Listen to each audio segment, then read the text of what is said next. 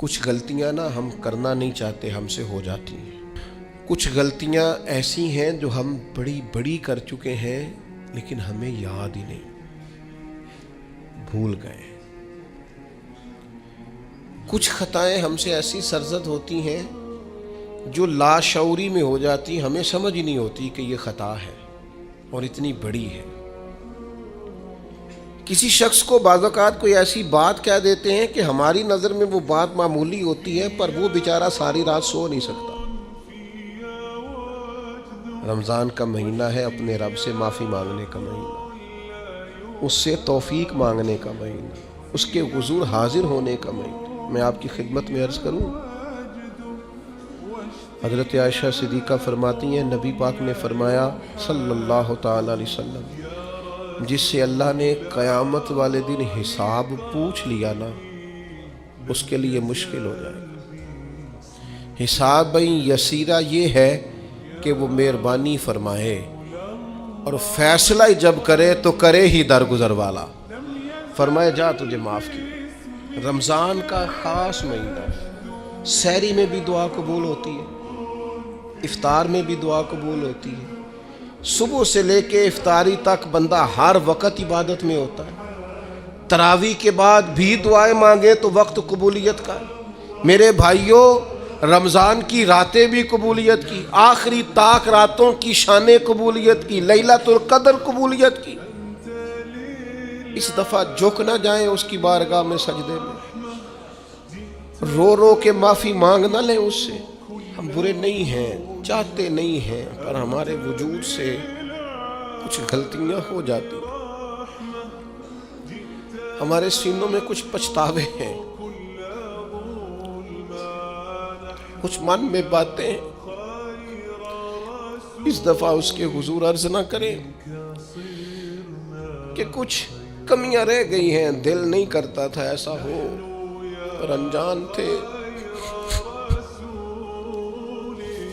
نہ چاہتے ہوئے بھی کمزوریاں ہو گئیں۔ رمضان آ رہا ہے، بڑا گولڈن چانس ہے، بڑا خوبصورت موقع۔ بھائیو، رمضان کی ہر سحری کے بعد رب سے معافی مانگیں۔ آپ کو پتہ ہے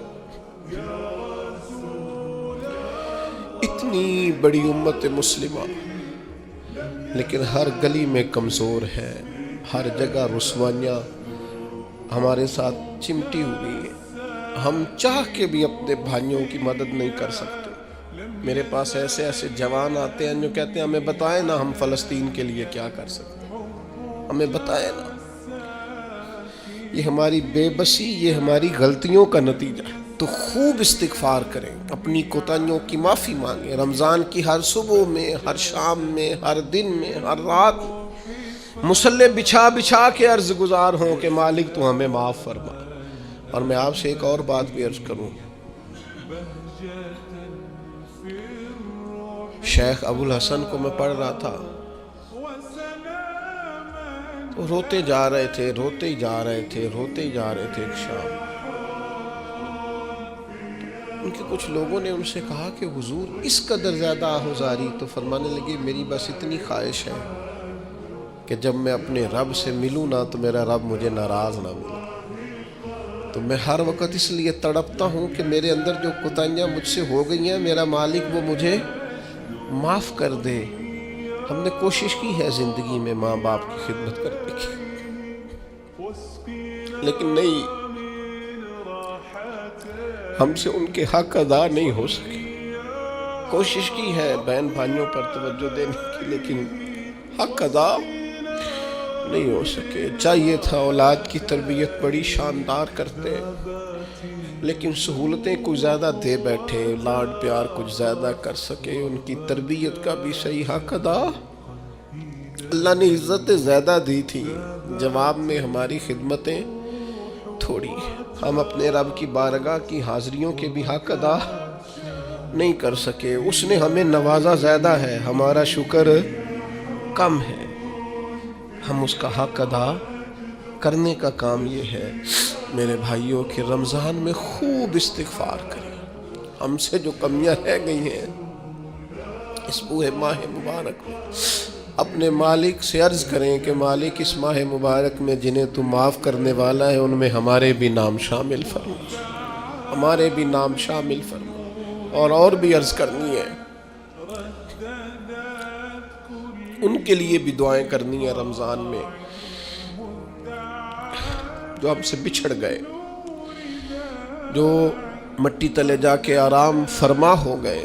یہ رمضان المبارک چونکہ بخشش مانگنے کا مہینہ ہے، اللہ کے حضور معافی مانگے ان کے لیے بھی، ہمارے اپنوں کے لیے، ماں باپ کے لیے، عزیز و اقربا کے لیے، کہ اللہ کریم ان کی قبروں کو بھی ٹھنڈا کرے، ان کے حال پہ بھی رحمت کی نظر کرے، ان کے لیے بھی مالک آسانیاں کرے۔ خوب دعائیں مانگے رمضان میں، خوب دعا۔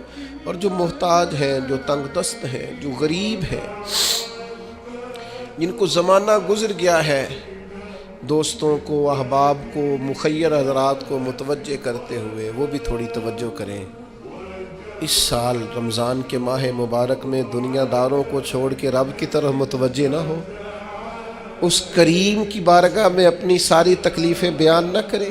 بیمار بھی آئیں، مقروض بھی آئیں، تنگ دست بھی آئیں، بے اولاد بھی آئیں، کمزور بھی آئیں، سارے جھکیں، روزہ رکھ کے، تراویح پڑھ کے، قرآن پڑھ کے، اپنے سارے دکھ اپنے مالک کے حضور بیان کر کے اس ماہ مبارک کی ہر رات میں اس سے بخشش کا سوال کریں، رحمت کا سوال کریں، کرم کا سوال کریں۔ وہ بڑا ہی کریم ہے۔